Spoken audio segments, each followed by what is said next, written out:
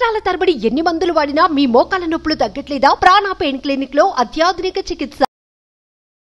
Hello Ram గారు. Hi నారాజు. జీవితంలో కొంతమంది మీద నమ్మకంతో మనం ఆధారపడిపోతూ ఉంటాం. నమ్మకం వేరు, ఆధారపడటం వేరు. ఈ రెండిట్లో ఏది మంచిది? కొంతమంది నేను నిన్ను నమ్మి మోసపోయాను అని అంటారు. ఇంకొంతమంది నేను అతని మీదే ఆధారపడటం నేను చేసినటువంటి అతిపెద్ద తప్పు అని అంటారు. ఈ రెండిట్లో ఏది మంచిది? ఎప్పుడు ఏది ఏ రకంగా వాడాలి? ఒకవేళ ఈ రెండిటి మీద ప్యారలల్గా వెళ్ళిపోయి జీవితాన్ని అన్కంట్రోల్గా చేసేసుకుని బాధపడుతున్నటువంటి వాళ్ళు ఎవరైతే ఉంటారో, సఫరింగ్స్, లాట్ ఆఫ్ సఫరింగ్స్ ఉంటాయి సార్. ఎమోషనల్ సఫరింగ్స్ చాలా ఉంటాయి. వాళ్ళు కదలలేరు, మెదలలేరు, ఎక్కడికి వెళ్ళలేరు. ఎందుకంటే అక్కడ దాకా వచ్చినటువంటి జర్నీ వెనక్కి తిరిగి చూసుకుంటే మన వైపు చూసుకుంటే మనకి అసహ్యం వేసేస్తాయి. సెల్ఫ్ పిటికు చేస్తాం మనం. అవును. అది ఎలా, ఆ పరిస్థితులు ఎందుకు దారితీస్తాయి, ఆ సమయంలో మనం ఎలా బిహేవ్ చేస్తాము, ఎలా బయటపడాలి? మనకు చాలామంది సమస్యలతో వచ్చేవాళ్ళు నారాజు. కొన్ని మామూలు స్టేట్మెంట్, జనరల్ స్టేట్మెంట్స్ మనం వింటుంటాం. నిన్ను నమ్మి మోసపోయాను, వాళ్ళని నమ్మే నేను ఇలా తయారయ్యాను, మరీ ఎక్కువగా ఆధారపడ్డాను నేను, ఇంక నేను ఆధారపడడం తగ్గించాలి. ఇవి తెలియకపోతే అసలు నమ్మకం ఏంటి, ఆధారపడడం ఏంటి, ఎప్పుడు ఆధారపడాలి, ఎప్పుడు నమ్మాలి, అసలు నేను ఇప్పుడు ఎవరి మీద అయినా నమ్ముతున్నానా, ఆధారపడుతున్నానా, ఇవన్నీ తెలిసినప్పుడు జీవితంలో కొంచెం స్పష్టత వస్తుంది. ఇది తెలుసుకోవాలంటే అసలు ఆధారపడడం అంటే ఏంటి, నమ్మకం అంటే ఏంటో తెలుసుకున్నాం. నారాజు, చిన్న పిల్లవాడికి ఆకలి అవుతుంది, పాలు తాగాలి. అమ్మ మీద ఆధారపడ్డా, అమ్మని నమ్మాడా? ఎంత పెద్ద స్టేట్మెంట్ సార్ అదే. అమ్మని నమ్మటము, ఆధారపడటం రెండూ ఉన్నాయి సార్ అందులో. చిన్నపిల్లాడు కదా. సో ఏది టాప్ ప్రయారిటీ? నమ్మటం సార్. అక్కడ ఎట్లనన్నా సరే తీసుకొని వస్తుంది. చిన్నపిల్లాడు కదా. కరెక్ట్. సో మనము సరిగ్గా దీన్ని అర్థం చేసుకోకపోవడానికి కూడా కారణం ఇదే. అవునా? ఎందుకంటే నా దగ్గర లేనిది, నాకు అవసరం ఉన్నది ఇతరుల దగ్గర ఉంటే, నాకు కావాలని కోరుకున్నప్పుడు దాన్ని ఆధారపడ్డం అంటారు. నా దగ్గర ఏది లేదో నీ దగ్గర అది ఉంది, అది నాకు కావాలి, నేను ఆధారపడతాను. ఇంకా మామూలు ఎగ్జాంపుల్ చెప్పాలంటే, నా కారు చెడిపోయింది, దాన్ని బాగు చేయాలి. మెకానిక్ని ట్రస్ట్ చేస్తానా, ఆధారపడతానా? ఫస్ట్ నేను ఆధారపడ. ఎందుకంటే నా దగ్గర ఆ స్కిల్ లేదు, నీ దగ్గర ఆ స్కిల్ ఉంది. ఆ స్కిల్ నాకు కావాలి, ఎందుకంటే కారు బాగు చేయాలి, ఆధారపడతాను. ఏదైనా సరే మన దగ్గర లేనిది ఇతరుల దగ్గర ఉన్నది, వాళ్ళ దగ్గర నుంచి మనం ఆశించినప్పుడు మీరు ఆధారపడతారు. ఆధారపడడం అన్నది మీకు ఫండమెంటల్గా మీకు అవసరమైనది. పిల్లవాడికి అమ్మను నమ్మాలా లేదా, అసలు నమ్మదగిందా లేదా అంత జ్ఞానం కూడా లేదు. నాకు ఫుడ్ కావాలి, నాకు ఆకలైన ప్రతిసారి నువ్వే పాలిస్తావు, ఇప్పుడు నేను నీ మీదే ఆధారపడ్డాను. ఆకలి అయితే బొమ్మ దగ్గరికి వెళ్ళను, అమ్మ దగ్గరికి వెళ్తాను. ఎందుకంటే అమ్మ ఆకలి తీరుస్తుంది కాబట్టి ఆధారపడ్డా. సో ఇప్పుడు ట్రస్ట్ అంటే ఏంటి, నమ్మకం అంటే ఏంటి? ఏదంటే నమ్మకం, అవతల వ్యక్తి ఎవరైతే నా విషయాలను తెలిసి నాకు సహకరిస్తాడని నమ్మకాన్ని ఉంచుతాను, అంటే ట్రస్ట్ ఉంచుతాను. ట్రస్ట్ ఉంచడం అంటే ఏంటంటే అవతల వాళ్ళ ఎక్స్పర్టైజ్ మీద నమ్మటం, ఎక్స్పర్టైజ్ మీద ఆధారపడ్డాన్ని నమ్మకం అంటారు. అంటే ఎట్లాంటి ఎక్స్పర్టైజ్? ఫర్ ఎగ్జాంపుల్ డాక్టర్ దగ్గరికి వెళ్తాను, డాక్టర్ దగ్గరికి వెళ్తే ఆయన కాంపిటెన్సీ మీద, అతని టాలెంట్ మీద నాకు నమ్మకం, ఐ ట్రస్ట్ ఇట్. ఈ ట్రస్ట్ అనేది ఇద్దరి మధ్య కానీ, రెండు కంపెనీల మధ్య, లేదా టీం మధ్య, లేదా ఇద్దరు వ్యక్తుల మధ్య, ఎవరైనా సరే ఈ ట్రస్ట్ అనేది ఏంటంటే నాకు సంబంధించిన రహస్యాలు నేను మీ మీద నమ్మాలంటే ఆధారపడక్కర్లేదు నారాజు. ఆధారపడడం వేరు, నమ్మటం వేరు. నమ్మాలంటే ఆధారపడక్కర్లేదు, నమ్మొచ్చు. అయితే నమ్మకంలో ఆధారం ఉండొచ్చు, కానీ ఆధారం ఉండాల్సిన అవసరం లేదు. నేను నమ్మాలంటే బిజినెస్ చేస్తుంటే నా బిజినెస్ పార్ట్నర్ని I will trust because you will save my secrets. ఇది నేనే నీ మీద ఆధారపడక్కర్లేదు, నేను నమ్మాను. అయితే ఈ రెండిట్లో పవర్ఫుల్ ఏది డేంజర్, రిస్క్ ఎక్కువ ఏది ఉంది? ఆధారపడడంలో రిస్క్ ఉందా, నమ్మటంలో రిస్క్ ఉందా? ఆలోచిస్తే ఏమనిపిస్తున్నారు? చాలా క్రిటికల్ క్వశ్చన్స్. ఇప్పుడు తల్లిదండ్రుల మీద ఆధారపడతాం, కంపెనీ మీద ఆధారపడతాం, శాలరీ ఇవ్వాలి, బాస్ మీద ఆధారపడతాం, మంచి రేటింగ్ ఇవ్వాలి, మంచి ఫీడ్బ్యాక్ ఇవ్వాలి, కస్టమర్ మీద ఆధారపడతాం, మన ప్రోడక్ట్ కొనాలి, మనకు లాభాలు తెచ్చిపెట్టాలి, ఆధారపడతాం. ట్రస్ట్, లైఫ్ పార్ట్నర్ని ట్రస్ట్ చేస్తాం, బిజినెస్ పార్ట్నర్ని ట్రస్ట్ చేస్తాం, ఒక కంపెనీకి మన పర్సనల్ వివరాలన్నీ ఇచ్చి ట్రస్ట్ చేస్తాం. సో ఈ రెండిట్లో ఏది ఎక్కువ రిస్క్? ఆధారపడే దాంట్లో ఒక నమ్మకం ఉందండి. అంటే మీరు చెప్పిన ఇన్ని ఎగ్జాంపుల్స్ ఒక 50% నమ్మకం అనేది ఉంది, బట్ దాని ఎక్స్ట్రీమ్కి తీసుకెళ్ళకూడదు. ఆ ఆధారపడే దాంట్లోనే మనం ఫిల్టర్ చేసుకోవాల్సినటువంటి అవసరం ఉందని అనిపించింది. అంటే మీరు ఇన్ని ఎగ్జాంపుల్స్ చెప్పడం వల్ల మొదట్లో నాకు ఆ ఫిల్టర్ క్యాలిక్యులేషన్ అర్థం కాలేదు. నిజంగానే ఆధారపడటం మంచిదా, నమ్మకం మంచిదా అని అంటే అతి నమ్మకం కూడా మంచిది కాదు, అలానే ఆధారపడకుండాను ఉండలేము. చిన్నపిల్లాడి ఎగ్జాంపుల్ చెప్పారు మీరు ఇందాక. నేను ఒక చిన్నపిల్లాడినే, even audience point of view నుంచి చూసినప్పుడు వాళ్ళు కూడా చిన్నపిల్లలు. ఎందుకంటే ఈ టాపిక్ పెద్దది, దానివల్ల ఈ టాపిక్కి ఎవరైనా చిన్నపిల్లలే. ఆధారపడటం మంచిదా, నమ్మకం మంచిదా అని అంటే మనం ఈ పాయింట్లో చూసినప్పుడు క్యాలిక్యులేటివ్ పిచ్చి పిచ్చి క్యాలిక్యులేషన్స్ అన్నీ వచ్చేసినా కూడా ఎక్కడున్నా ఇంటూ మార్కులు వచ్చేస్తాయి, పాజిటివ్ రాదు. ఈ జోనర్లో మనం ఉంటాం సార్, మనం నలిగిపోయి ఉంటాము. కొన్నిసార్లు ఆధారపడతాము, కొన్నిసార్లు నమ్మేస్తాము. ఎవరు అతిథులు కాదు దీనికి. బట్ ఒక్కొక్క క్యాలిక్యులేషన్ జీవితంలో అవును ఇవి రెండు ఉంటాయి.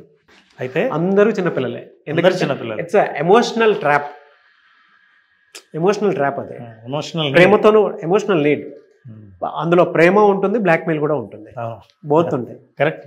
అందుకే బ్లాక్మెయిల్ అవకాశాలు ఆధారపడడంలో ఉన్నాయా, ట్రస్ట్లో ఉన్నాయా?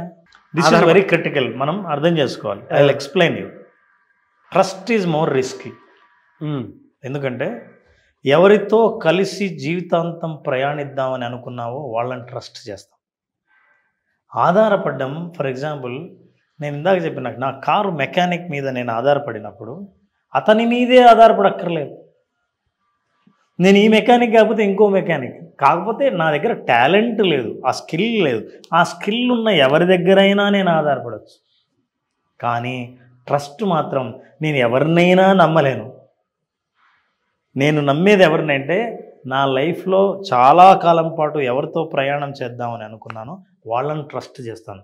Trust is more risky, more dangerous, more careful you need to be. మనిషి చాలా జాగ్రత్తగా ఉండాల్సింది ట్రస్ట్ చేయాల్సిన చోట, ఆధారపడాల్సిన చోట కాదు. ఫర్ ఎగ్జాంపుల్ మొదట్లో తల్లిదండ్రుల మీద ఆధారపడిన బిడ్డ మెల్లిగా ఆధారాన్ని తగ్గించుకుంటాడు, విత్డ్రా చేసుకుంటాడు, ఆధారపడక్కర్లేదు. పాల నుంచి భోజనం మీద ఆధారపడతాడు, భోజనం నుంచి తర్వాత తన అవసరాల మీద ఆధారపడతాడు. మెల్లిగా హీ బికమ్ సెల్ఫ్ డిపెండెంట్. మీరు ఒక్క పైసా ఇవ్వాల్సిన అవసరం లేకుండా నేను జీవిస్తాను. ఆధారం అనేది మనిషి మారినప్పుడు, పరిస్థితులు మారినప్పుడు మారచ్చు. మీరు ఆధారపడడం అనే టాలెంట్ మారినప్పుడు, మీ అవసరాలు మారినప్పుడు ఆధారపడడం మారచ్చు. కానీ ట్రస్ట్ అనేది మారదు. నేను ఎప్పుడైతే నా బిజినెస్ పార్ట్నర్ను నమ్మానో నిన్ను కాకుండా ఇంకొకరిని నమ్ముదామని అనిపించే ఛాన్సే లేదు. ఎందుకంటే నా సీక్రెట్స్, బిజినెస్ సీక్రెట్స్ అన్నీ తెలిసిన వ్యక్తితో చాలా కాలం పాటు నేను ఈ బిజినెస్ కంటిన్యూ చేయాలంటే నిన్ను ట్రస్ట్ చేయాలి. Now the danger is over dependence, over trust is the dangerous. నేను పూర్తిగా నిన్ను నమ్మి మోసపోయాను అంటే నమ్మావు, మోసపోతున్నంతసేపు ఏం చేశావు నువ్వు? So you need to be very careful. ఇది డిపెండెన్స్ ప్లస్ ట్రస్టా? ఆధారపడ్డము నమ్మడం రెండు ఒకరి మీదే మోపేసి సైలెంట్గా ఉన్నావా? వాళ్ళు చూసుకుంటారులేని, అంటే నా అవసరాలు వాళ్ళే చూస్తారు, నా రహస్యాలు వాళ్ళే కాపాడతారు అని అనుకున్నప్పుడు రాంగ్ పర్సన్ని మీరు ట్రస్ట్ చేస్తే లైఫ్ కొలాప్స్ అయ్యే ప్రమాదం ఉంది. మీ రహస్యాలని వాళ్ళు అమ్ముకునే అవకాశం ఉంది. మీ రహస్యాలు వాళ్ళ దగ్గర ఉంటే బ్లాక్మెయిల్ చేసే అవకాశం ఉంది. డిపెండెన్స్ ఆధారపడితే వాళ్ళు బ్లాక్మెయిల్ చేయరు. ఫర్ ఎగ్జాంపుల్ నేను ఏదైనా ఒక అవసరం సర్వీస్ కావాలనుకుంటే ఆ సర్వీస్ కోసం అతను వెళ్తే నా దగ్గర సర్వీస్ లేదండి అంటే అతని మీదే ఆధారపడక్కర్లేదు, ఇంకొక దగ్గర సర్వీస్ చేయించుకుంటాను. సో ఆధారపడాల్సి అతని దగ్గర నా సీక్రెట్ ఏం లేదు, ఇంకొకరి దగ్గరికి వెళ్ళి చెప్తా. అసలు చెప్పాలా వద్దా చాయిస్ నా దగ్గర ఉంటుంది. కానీ ట్రస్ట్లో మాత్రం సీక్రెట్స్ ఉంటాయి. ఈ secrets are very very important. అందుకే ఆర్గనైజేషన్ ఎంప్లాయీస్ మీద ట్రస్ట్ చేస్తుంది. ఎందుకంటే ఈ కంపెనీ రహస్యాలు మీరు కాపాడతారని. ఎంప్లాయీస్ ఆర్గనైజేషన్ మీద ఆధారపడతారు. ఈ ఆర్గనైజేషన్ కాకపోతే ఇంకొక ఆర్గనైజేషన్ ఆధారపడడానికి.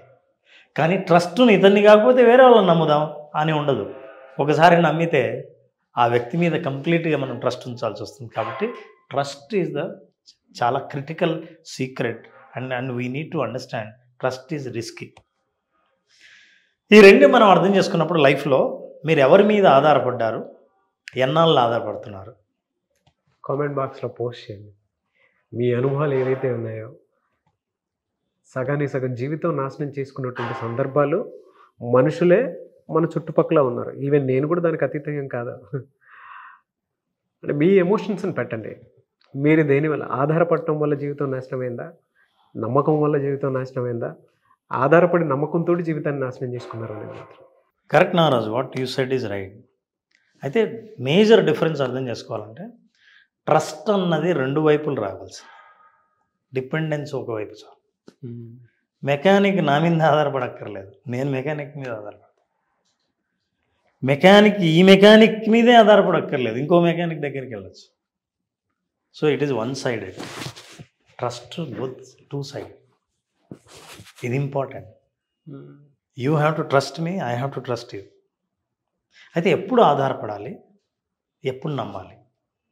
నెంబర్ 1, మీకు ఏదైతే స్కిల్ లేదో అవతల వాడికి స్కిల్ ఉంటే స్కిల్ ఉన్నవాడి మీద ఆధారపడవచ్చు. నెంబర్ 1. నెంబర్ 2, మీరు ఏదైనా డెలిగేట్ చేయదలిస్తే ఒక పనిని మీరు చేయలేరు, ఇంకొకరి చేత చేయిద్దాం, నాలాంటి కాంపిటెన్సీయే నాలాంటి స్కిల్లే ఎవరికైతే ఉందో వాళ్ళకి అప్పచెప్పి వాళ్ళ మీద ఆధారపడవచ్చు. Then you can depend on them. You can depend on people those who can deliver exactly what you can deliver. మీరు ఏదైతే ఎవరికైనా ప్రామిస్ చేసి ఈ టైంలో చేద్దామన్నారో మీరు అందుబాటులో లేరు, ఈ కాంపిటెన్సీ మీద ప్రాజెక్ట్ బేస్డ్గా ఒక టైం బేస్డ్గా ఇచ్చి ఆధారపడి ఆ ఆధారాన్ని మళ్ళీ మీరు డిస్కనెక్ట్ చేసేయచ్చు. ఇక చాలు, పని అయిపోయింది, అవసరం లేదు అని. సో మీ అవసరాలు తీరేదాకా ఆధారపడడం చాలా ఆరోగ్యకరం. వాళ్ళని వాడుకోవడం అని కదా దాని అర్థం. ఆధారపడడం ఎంతవరకు అంటే, ఎందుకంటే ఆ స్కిల్ని నేను డెవలప్ చేసుకునేదాకా నీకు ఆధారపడ. That is 1. అండ్ ట్రస్ట్ ఎవరి మీద, ఎవరితో అయితే చాలా కాలం పాటు సంబంధ బాంధవ్యాలు కొనసాగించాలని అనుకున్నారో, long term relationship, trust them. ఎవరితో అయితే బిజినెస్ పార్ట్నర్షిప్లో ఉండి వ్యాపార రహస్యాలు ఎవరి దగ్గర ఉండొచ్చు అని అనుకున్నారో, ట్రస్ట్ దెమ్. ఎవరినైతే మీరు మీ పర్సనల్ విషయాల్ని బ్లాక్మెయిల్ చేయరు, నన్ను అర్థం చేసుకుంటారు, నా తప్పుల్ని, వల్నరబిలిటీస్ని, బలహీనతల్ని ఎవరితో అయితే షేర్ చేసుకోవచ్చు అని నేను అనుకుంటున్నానో, నా యాంగ్జైటీని, భయాల్ని బయట పెట్టవచ్చు అని అనుకుంటున్నానో, ఆ వ్యక్తిని ట్రస్ట్ చేయండి. ఈ సందర్భాల్లో ట్రస్ట్ చాలా కాలం ఉండేది. ఆధారం అన్నది కేవలం తాత్కాలికమైనది. మీరు ఆధారాన్ని శాశ్వతం చేయకండి, ట్రస్ట్ని తాత్కాలికం చేయకండి. ఎక్కడి నుంచి వస్తుంది సార్ ఇవన్నీ? ఎంత డీటెయిలింగ్ నాలెడ్జ్ ఉందో, ఎంత డెప్త్ ఉందో. No words Ram sir. Thank you అన్న. Thank you so much Ram గారు. Thank you Naraj. Thank you so much. అయితే చాలామంది, నేను కొత్తది ఒకటి ఇంట్రడ్యూస్ చేద్దాం అనుకుంటున్నాను. అంటే ప్రతి ఒక్కరికి ఒక మానసిక సమస్య అనేది ఉంటుంది. కొంతమంది బాహాటంగానే చెప్తారు, ఎలా అంటే నేను దీంతో సఫర్ అవుతున్నాను అని. అటువంటి వాళ్ళు మన షోలో ఇన్వైట్ చేద్దాం అని అనుకుంటున్నాను నేను కొంతమందిని. ఎందుకంటే వాళ్ళని మనం ఎప్పుడైతే లైవ్లో మాట్లాడి వాళ్ళ ప్రాబ్లమ్ని సాల్వ్ చేస్తామో, దానివల్ల ఎక్కువ ఇన్స్పైర్ అయ్యే అవకాశం ఉంటుంది చాలామంది. సో అభ్యంతరం లేదు అనుకునేటువంటి వాళ్ళు మీకు మా షోలో పార్టిసిపేట్ చేద్దాం అనిపిస్తే, సమస్య ఏదున్నా సరే, మానసిక సమస్యలకు సంబంధించి ఏదున్నా సరే, సమస్య కాదు, మనకు చర్చకు అనుకూలమైన అంశం ఏదైనా చర్చకు అనుకూలమైనటువంటి అంశాలు ఉన్నా కూడా మీరు మా షోలో పార్టిసిపేట్ చేయాలి అని అంటే స్క్రీన్ మీద కనిపిస్తున్న నెంబర్కి మీరు call or message or WhatsApp చేసి రావచ్చు. మా షోకి హైదరాబాద్లో ఉంటుంది మా స్టూడియో. సో మీరు అక్కడికి రావచ్చు. లేదా హైదరాబాద్లో ఉండేటువంటి వాళ్ళైనా సరే మీరు మాతో పార్టిసిపేట్ చేయొచ్చు. లేదు పర్సనల్గా కొంతమంది అపాయింట్మెంట్ తీసుకోవాలి అనుకునేటువంటి వాళ్ళు ఉంటారు. సో వాళ్ళు మీ దగ్గర అపాయింట్మెంట్ కోసం, లేదంటే personal coaching కావాలనుకుంటారు 1 month 2 months 3 months అని. ఇప్పుడు సెలబ్రిటీస్ ఏ విధంగా అయితే మీ దగ్గర కోచింగ్ తీసుకుంటూ ఉన్నారో, నాలాంటి వాళ్ళు కూడా కూర్చొని తీసుకుంటూ ఉంటారు. సో అట్లా కొన్ని ఉంటాయి. అలాంటి వాళ్ళకు కూడా మీరు టైం ఇస్తారా, ఎలా ఉంటుంది, అండ్ విజువలైజేషన్ క్లాస్ అప్పుడు ఉండే అవకాశం ఉంది. నారోజు తప్పకుండా మంచి ప్రపోజల్ చెప్పావు నువ్వు. ఎవరైనా సరే రకరకాల ఏజ్లో సామాజికంగా రకరకాలైన సమస్యలు ఎదుర్కొంటుండొచ్చు. కొన్ని విషయాలు చెప్పాలనుకుంటే వాళ్ళకి వేదిక దొరకకపోవచ్చు. ఆ ప్లాట్ఫామ్ని మనం క్రియేట్ చేయటం అనేది మంచి ఆలోచన. వాళ్ళు వస్తే మనం చర్చించి ఆ కేటగిరీలో ఉన్నవాళ్ళు, ఆ ఏజ్ గ్రూప్లో ఉన్న వాళ్ళందరికీ నిజంగా మన సుమన్ టీవీ ఛానల్స్ వాళ్ళకి చాలా నాలెడ్జ్ని అందించిన వాళ్ళం అవుతాం. We will invite and will discuss. ఇంకా లోతులు, కొత్త పార్శ్వాలు, న్యూ డైమెన్షన్స్ని కూడా మనం డిస్కస్ చేయొచ్చు. అలాగే ఎవరైనా అపాయింట్మెంట్ ఖచ్చితంగా ఫర్ కోచింగ్ కానీ అడిక్షన్స్ ఉంటాయి సార్, వాటి నుంచి బయటపడలేరు. వాళ్ళు ఏంటంటే కోచింగే అవసరం వాళ్ళకి. అంటే కొన్ని థెరపీస్ చాలా అవసరం. ఇప్పుడు కొంతమందికి సిగరెట్ అలవాటు ఉండే, కొంతమంది మందు అలవాటు ఉండే, కొంతమందికి వైఫ్ అండ్ హస్బెండ్లో నార్సిస్టిక్ క్యారెక్టరిస్టిక్స్ ఉండేటువంటి వాళ్ళు ఉంటారు. ఇన్బిల్ట్ లాగా వచ్చేసి ఉంటాయి, బట్ వాటికి థెరపీ అవసరం. అట్లా అందుకే కోచింగ్ అవి అడుగుతూ ఉన్నాం. కెరీర్ బిల్డ్ చేసుకుందాం అనుకుంటారు. ఇప్పుడు నేనే ఉన్నాను, పర్సనల్గా కెరీర్ బిల్డ్ చేసుకుందామని మీ దగ్గర చాలా సలహాలు సూచనలు తీసుకుంటూ ఉంటాను. It's coaching, part of coaching. అవును, అట్లా సెలబ్రిటీస్ కూడా తీసుకుంటున్నారు కాబట్టి తప్పకుండా వి ఇన్వైట్ దెమ్. ఎవరైనా అట్లా లైఫ్లోనే ముందుకెళ్ళాలన్న ఆలోచనలు రావడమే ఆలస్య మార్గాలు ఎన్నో కనిపిస్తాయి. సో అట్లా కలిసిన వాళ్లకు పర్సనల్ కోచింగ్, కన్సల్టేషన్ కూడా ఉంటుంది. తర్వాత visualisation, basic visualisation session April 22వ తారీఖున, ఏప్రిల్ 22వ తారీఖున బేసిక్ 5 days సెషన్ స్టార్ట్ చేస్తున్నారు. ఈ సెషన్లో అటెండ్ అయిన వాళ్ళు, అటెండ్ కాకముందు మేము ఏమనుకొని వచ్చామంటే అని వచ్చిన వాళ్ళు, అద్భుతమైన అనుభవాలు చెప్పిన వాళ్ళు చాలామంది ఉన్నారు. లైఫ్ ఎలా టర్న్ అవుతుందో కానీ అందరికీ అనిపిస్తుంది. కానీ చాలా తక్కువ మంది జాయిన్ అయ్యి వాళ్ళు ప్రతిసారి ఒక మాట అంటుంటారు, నిజంగా నేను చాలాసార్లు వాయిదా వేసానండి, ఇప్పుడు నాకు అర్థమైంది టైం వస్తే తప్ప ఒక్కొక్కరికి ఆ అదృష్టం కలగదని అని. కానీ ఒక్కసారి అటెండ్ అయితే అనుభవం అద్భుతంగా ఉంటుంది.